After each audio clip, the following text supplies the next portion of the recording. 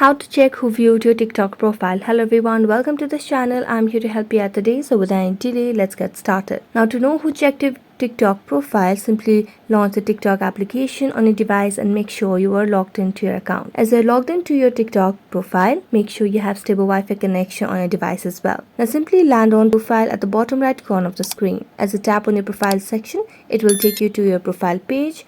So let's just tap on the profile section, and as we tap on the profile, it will show us all the following list, followers list, and so on. So simply tap on your profile section, and as you tap on profile section, you'll be able to see different options at the top right hand side of the screen. So you can see these are two footstep, that icon that can be shown over here. Simply tap on it, and as you tap on the 2-foot icon over here on the right side of the screen at the top, you will be able to see who has viewed your TikTok profile. So you can simply tap on turn on and you'll be able to see all the viewer history. So that's it. Thank you so much for watching this video. See you next time.